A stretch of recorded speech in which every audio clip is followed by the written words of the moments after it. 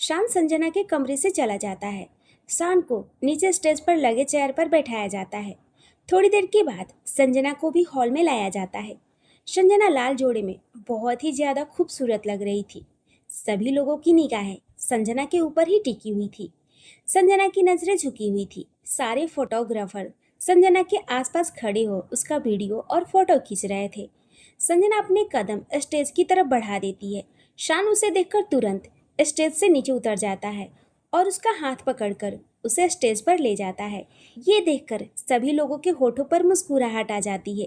दोनों फिर स्टेज पर जाकर बैठ जाते हैं। थोड़ी देर में जयमाला पहनाने की बारी आती है।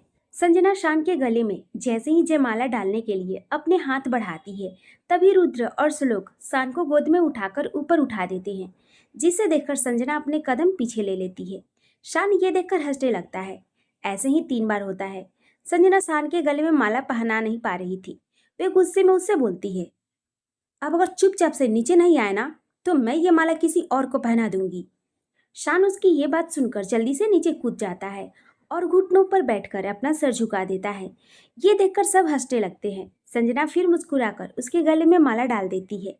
शान भी खड़े होकर उसके गले में माला डालता है और उसे सबके सामने अपनी बाहों में भर लेता है। सब उन दोनों को देखकर मुस्कुरा रहे थे। तालियों की गड़गड़ाहट से पूरा हॉल गूंज उठता है। स्टेज का पूरा कार्यक्रम खत्म होने के बाद संजना मंडप में आकर बैठती है। उसे बहुत सारे गहने और कपड़े चढ़ाए जा रहे थे। उन सारे गहनों और कपड़ों की कीमत लाखों में थी। सभी एक से बढ़कर एक ब्रांड के कपड़े थे जो विदेश से मंगवाए गए थे। वहां मौजूद सारे लोग उस कपड़े और गहने को ध्यान से देख रहे थे। ये रस्म पूरी होने के बाद संजना फिर अंदर जाती है और कपड़े बदलकर बाहर आती है। संजना जब दोबारा मंडप में आती है तो शादी की आगे की रस्म शुरू होती है। उसे शान के बगल में बैठा दिया जाता है। थोड़ी देर के बाद वे दोनों फेरों के लिए खड़े होते हैं। शान ने पंडित जी से पहले से ही बोल दिया था कि 7 फेरों में जो मंत्र बोले जाएंगे उन्हें शुद्ध हिंदी में बोला जाए, ताकि वहां मौजूद लोगों को भी समझ आए। और वे 7 वचन कुछ इस प्रकार से थे। पहला वचन वधू वर से बोलती है, यदि आप शादी के बाद कोई व्रत, उपवास और किसी धार्मिक स्थान पर जाएं तो आप मुझे भी अपने साथ लेकर जाएं।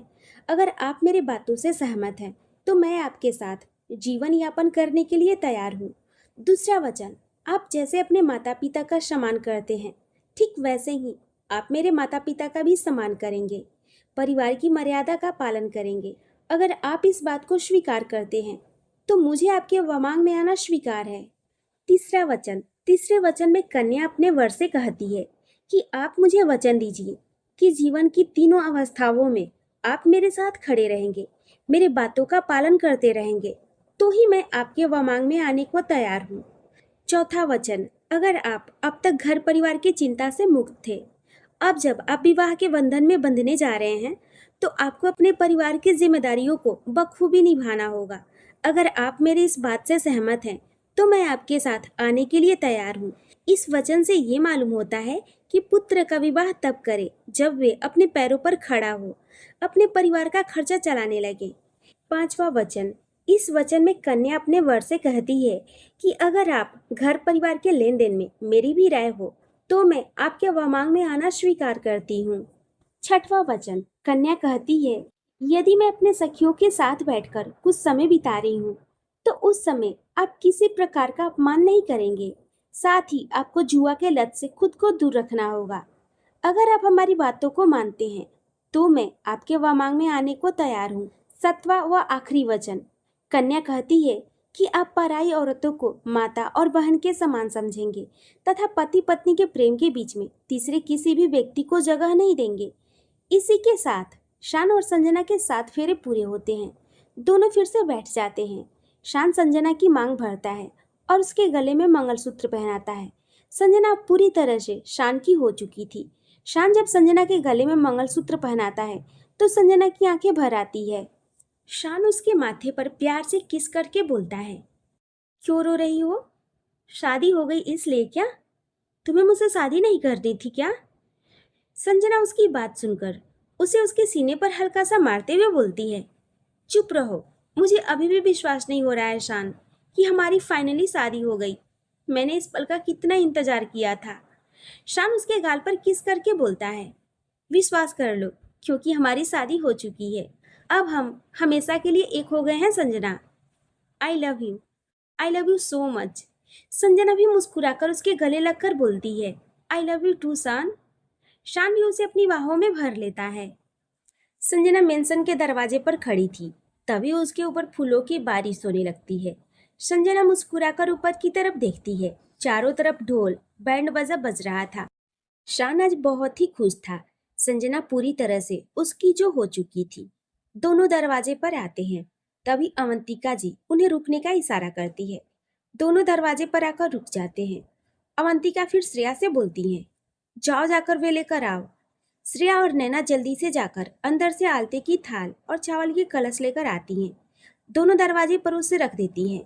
अवंतिका जी मुस्कुराकर संजना से बोलती हैं, बेटा, पहले इस चावल के भरे कलश को अपने पैरों से गिराओ, उसके बाद इस थाल में अपने दोनों पैर रखकर फिर अंदर प्रवेश करो। संजना मुस्कुराकर जी बड़ी माँ बोलती है। वे पहले चावल के भरे कलश को अपने पैरों से गिराती है। उसके बाद वे आलते की थाल में अपने दोनों पैर रखकर अपने पैरों के छाप छोड़ते हुए मेंशन के अंदर प्रवेश करती है। अवंतिका जी उसे पूजा घर में ले जाती हैं। वहाँ हल्दी भी घोलकर रखी हुई थी। अवंतिका जी उसे हल्दी में अपने दोनों हाथ रखकर मंदिर की दीवार पर छाप छोड़ने को बोलती हैं। संजना उनके बताए अनुसार वैसा ही करती है। शान फिर अपनी माँ सुरेखा से बोलता है, माँ, और कितनी रस्में बाकी है? सुरेखा शान को उसे आंखें दिखाकर बोलती हैं, चुपचाप से खड़ा रह, समझा? सारी रस्में पूरी करने के बाद दोनों हॉल में आते हैं। हॉल में गद्दे बिछाए गए थे। श्रेया शान और संजना को बैठने को बोलती है। दोनों गद्दे पर बैठ जाते हैं। उनके अगल बगल घर के बाकी सदस्य बैठे हुए थे। शान सबसे पूछता है, अब कौन सी रस्म बाकी है? नैना मुस्कुराकर बोलती है, भाई, आपको और भाभी को रिंग खोजना है और जो ज्यादा बार खोजेगा वही जीतेगा। तो चलिए देखते हैं कि कौन जीतता है। शान और संजना के सामने फिर एक पतीला लाकर रखा जाता है जिसमें दूध के साथ फूलों की पंखुड़ियां डाली गई थी। सुरेखा शान और संजना को रिंग दिखाते हुए बोलती है, अब श्रेया बहू इसमें 3 बार रिंग डालेगी और जो पहले रिंग खोज लेगा वे जीत जाएगा और हारने वाले को पूरी जिंदगी जीतने वाले के सामने सर झुकाकर रहना पड़ेगा। सुरेखा की बात सुनकर सब मुस्कुरा देते हैं। शान संजना की तरफ देखता है। संजना भी मुस्कुराकर उसे देख रही थी। सुरेखा जी संजना की आंखें बंद कर देती हैं और अवंतिका जी शान की आंखें बंद कर देती हैं। सुरेखा फिर रिंग श्रेया को दे देती है। श्रेया पतीले में रिंग डालकर चारों तरफ घुमा देती है। सुरेखा और अवंतिका शान और संजना की आंख से अपना हाथ हटाकर बोलती हैं, चलो अब खोजो। शान सुरेखा से बोलता है, वे तो ठीक है माँ, पर पहले ये बताओ कौन किसकी टीम में रहेगा? सुरेखा जी मुस्कुराकर बोलती हैं, मैं तो अपने बेटे की टीम में हूँ। शान मुस्कुराकर सुरेखा के कंधे पर अपना हाथ रख लेता है। नैना शान के पीछे बैठकर बोलती है, मैं भी तेरे टीम में हूँ भाई। श्लोक शान से बोलता है, जिस टीम में मेरी पत्नी है उस टीम में मैं भी रहूंगा। ये बोलकर वे भी नैना के बगल में आकर बैठ जाता है। नैना उसे देखकर मुस्कुरा देती है। श्रेया संजना के बगल में बैठते हुए बोलती है, मैं तो अपनी दोस्त संजना की टीम में हूँ। इससे अब मेरा दूसरा रिश्ता जुड़ गया है और वे है देवरानी जेठानी का। ये मेरी दोस्त के साथ अब मेरी देवरानी भी बन गई है। संजना उसकी बात सुनकर मुस्कुरा देती है। रुद्र श्रेया के कंधे पर हाथ रखकर बोलता है, मैं भी अपनी श्रेया के टीम में हूँ। दादाजी और दादी माँ वे भी संजना के पास बैठते हुए बोलती हैं, हम भी संजना के टीम में हैं। शान बोलता है, पर दादाजी आपको मेरी टीम में होना चाहिए। महेंद्र प्रताप उससे बोलते हैं, तू मुझे बताएगा कि मुझे किसके टीम में रहना है? मैं हारने वाले की टीम में नहीं रहता, क्योंकि मुझे पता है तू हारेगा। संजना ये सुनकर हंसने लगती है। शान उसे घूरकर देखते हुए बोलता है, वे तो पता ही चल जाएगा कि कौन जीतता है और कौन हारता है। शान और संजना फिर अंगूठी खोजने के लिए अपना हाथ पतीले के अंदर डाल देते हैं। शान का पूरा ध्यान तो संजना के चेहरे पर ही था, पर संजना एक बार भी उसे देख नहीं रही थी। उसका पूरा ध्यान अंगूठी खोजने में ही था। तभी उसे अंगूठी मिल जाती है। शान का हाथ भी अंगूठी पर पड़ गया था, पर संजना ने अंगूठी को पकड़ लिया था। संजना नजर उठाकर उसकी तरफ देखती है। शान उसे देखते ही अपने निचले होठों को अपने दांतों से काटकर उसे होठों से इशारा करने लगता है। संजना उसका इशारा अच्छे से समझ रही थी। उसने अभी भी अंगूठी को कसकर पकड़ा हुआ था। शान उसे होठों से किस करने का इशारा करता है और अपना एक आंख दबा देता है। उसके ऐसा करने से संजना के हाथ से अंगूठी छूट जाती है। शान जल्दी से अंगूठी लेकर बाहर निकालकर बोलता है, मैं जीत गया, इस राउंड में जीत मेरी हुई। संजना गुस्से में उसे घूर रही थी। शान मुस्कुराते हुए बोलता है, शान प्रताप सिंह, आज तक किसी से नहीं हारा है तो तुमसे क्या हारेगा? और मुझे ऐसे देखने से कोई फायदा नहीं है। मैंने तो पहले ही कहा था कि मैं ही जीतूंगा। संजना उसकी बात सुनकर अपनी आंखें छोटी करके बोलती है, चीटर कहीं के, तुम चीटिंग करके जीते हो। शान मुस्कुराकर बोलता है, ओह हेलो, कभी मैं चीटिंग नहीं करता, समझी? और रिंग पहले मैंने निकाली थी, और मैंने क्या चीटिंग की है बताओ? संजना उसकी बात सुनकर खामोश हो जाती है और अपनी नजरें दूसरी तरफ फेर लेती है। महेंद्र प्रताप संजना के सर पर हाथ रखकर बोलते हैं, कोई बात नहीं बेटा, इसमें उदास होने वाली बात नहीं है। अगला राउंड तुम ही जीतोगी। मैं भी देखता हूँ ये बदमाश कैसे जीतता है। संजना महेंद्र प्रताप की बात सुनकर फिर से शान की तरफ देखने लगती है। शान भी उसे देखकर मुस्कुराने लगता है। श्रेया फिर से अंगूठी डालकर घुमाती है। इस बार अंगूठी शान को मिलती है। वे संजना की तरफ देखता है। संजना अभी भी अंगूठी खोज रही थी। शान मुस्कुराकर अंगूठी को छोड़ देता है। तभी संजना को अंगूठी मिल जाती है और वे जल्दी से अंगूठी बाहर निकालकर बोलती है, दादाजी, अंगूठी मुझे मिल गई। दादाजी संजना के माथे पर किस करके शान से बोलते हैं, देखा, जीत गई ना मेरी बहू। अब देख, आखिरी राउंड भी यही जीतेगी। उसके बाद तुझे पूरी जिंदगी इसके सामने सर झुकाकर रहना पड़ेगा। शान दादाजी की बात सुनकर अपना एक आईब्रो उठाकर दादी की तरफ देखकर बोलता है, दादी, आपके और दादाजी के रिंग खोजने की रस्म में कौन जीता था?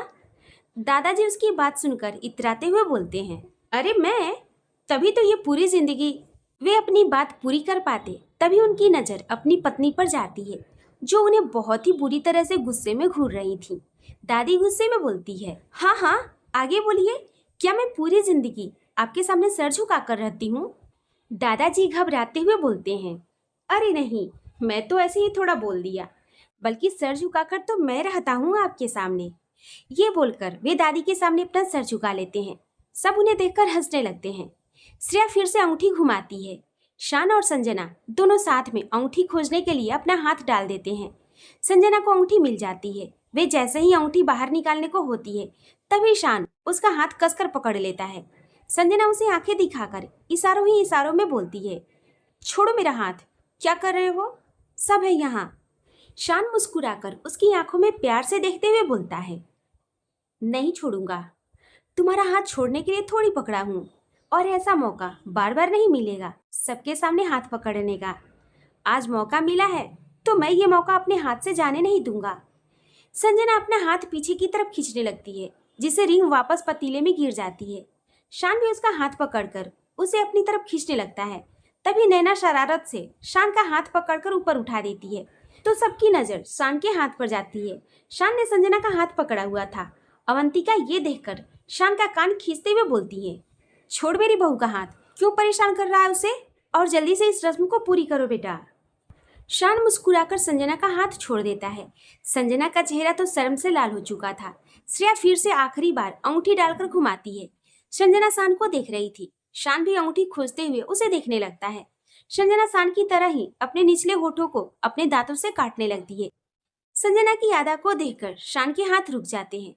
संजना उसे किस करने का इशारा करके अपना एक आंख दबा देती है। ये देखकर तो शान का मुंह खुला का खुला रह जाता है। संजना को बस इसी मौके की तलाश थी। वे जल्दी से अंगूठी खोजकर बाहर निकाल देती है और शान को अंगूठा दिखाकर बोलती है, ये मैं जीत गई। दादाजी शान को अंगूठा दिखाकर बोलते हैं, देखा, मैंने कहा था ना कि संजना जरूर जीतेगी। देख, जीत गई ये। अब तुझे पूरी जिंदगी मेरी बेटी के सामने सर झुकाकर रहना पड़ेगा।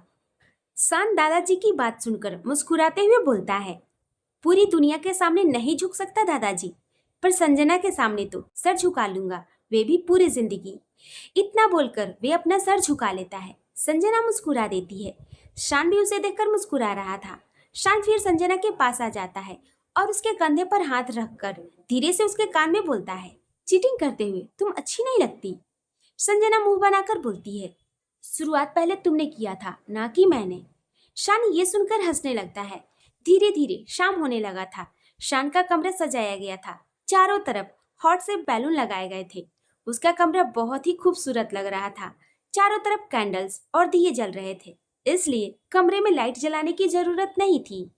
कमरा ऐसे ही जगमगा रहा था। श्रेया संजना को शान के कमरे में लाकर बेड पर बैठा देती है। थोड़ी देर के बाद शान भी कमरे में आता है। नैना किसी गार्ड की तरह कमरे के बाहर खड़ी थी। शान उसे देखकर बोलता है, क्या हुआ, तुम यहाँ क्यों खड़ी हो? नैना उसे बोलती है, जेब ढीली करो भाई, तभी आपको भाभी से मिलने देंगे। शान बोलता है, अब ये क्या है? नैना बोलती है, भाई बिना नेक दिए हम आपको अंदर नहीं जाने देंगे, वरना खड़े रहो पूरी रात यहीं। वैसे भी भाभी आपका इंतजार कर रही हैं, सोच लो। शान अपने जेब से पर्स निकालकर उसके हाथ में पकड़ाते हुए बोलता है, इसमें जितने भी पैसे हैं ना, सारे रख लो। नैना उसका पर्स खोलकर सारे नोट निकाल लेती है और पर्स उसे पकड़ाकर अंदर कमरे में धक्का दे देती है। शान कमरे के अंदर आता है और कमरे का दरवाजा लगाकर संजना की तरफ देखता है। संजना बेड पर बैठी हुई थी और उसने बहुत ही बड़ा घूंघट किया हुआ था।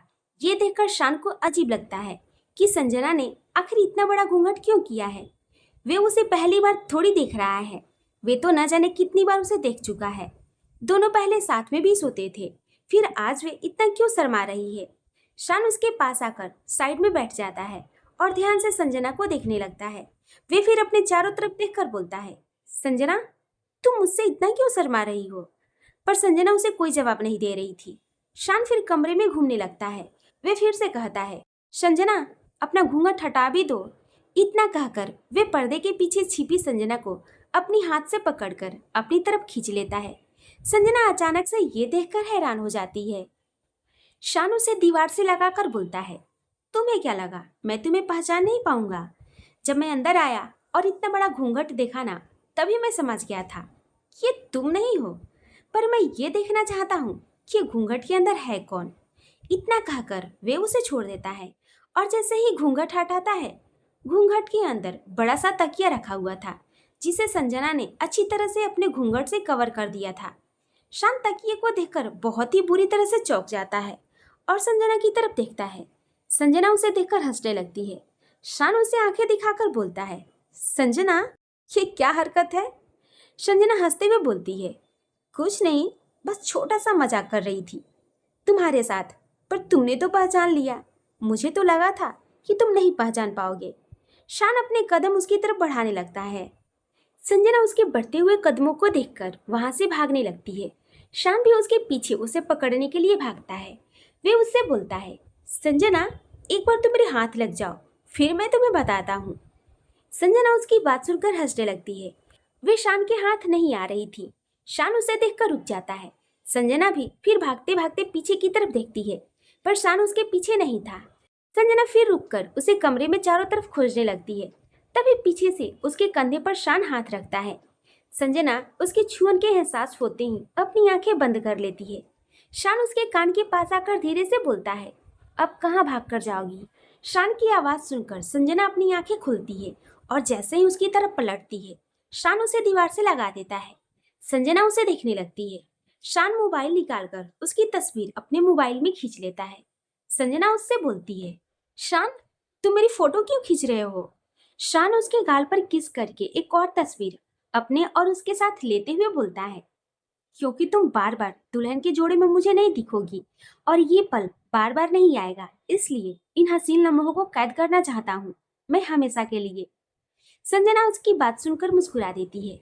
शान फिर उसे ड्रेसिंग टेबल के पास लाकर चेयर पर बैठा देता है और वे भी उसके पास बैठकर एक एक करके उसके सारे गहने उतारने लगता है। संजना बस उसे देखे जा रही थी। शान उसके सारे गहने उतार देता है, बस गले में मंगलसूत्र और हाथों में लाल चूड़ा को रहने देता है। संजना शान के होठों पर किस कर देती है और उठकर जाने लगती है। तभी शान पीछे से उसका पल्लू पकड़ लेता है, जिससे संजना के कदम रुक जाते हैं। शान उसका पल्लू पकड़कर उसे अपने ऊपर खींच लेता है। संजना सीधे उसके ऊपर आकर गिरती है। शान उसके पीठ पर अपने हाथ फेरने लगता है। संजना के बाल शान के चेहरे को ढक देते हैं। शान उसके होठों के इतने करीब था कि दोनों के होठ आपस में टकरा रहे थे। शान उसके बालों को साइड में करता है। दोनों एक दूसरे की आंखों में देख रहे थे और दोनों के होठों पर हल्की सी मुस्कुराहट थी। शान उसे गोद में उठाकर बेड पर बैठा देता है और वे भी उसके सामने बैठ जाता है। वे फिर उसके गर्दन पर किस करने लगता है। संजना अपनी आंखें बंद कर लेती है। शान फिर उसे लेटाकर उसके ऊपर आ जाता है। संजना उसकी आंखों में देखने लगती है। शान उसके होठों को अपनी उंगलियों से छूने लगता है। संजना धीरे से उसकी उंगली पर किस कर लेती है। शान ये देखकर मुस्कुराकर उसके चेहरे पर किस करने लगता है। संजना अपनी आंखें बंद कर लेती है। वे फिर कुछ पल के बाद अपनी आंखें खोलकर उठकर बैठती है। शान उसे अपनी बाहों में भर लेता है। वे उसके पीठ पर फिर से अपने हाथ चलाने लगता है। संजना भी उसके शर्ट को अपने बाजुओं से कसकर पकड़ लेती है। शान अपना हाथ ऊपर की तरफ ले जाता है और उसके ब्लाउज की डोरी को पीछे से खींचकर खोल देता है। संजना भी उसके बालों को सहलाने लगती है।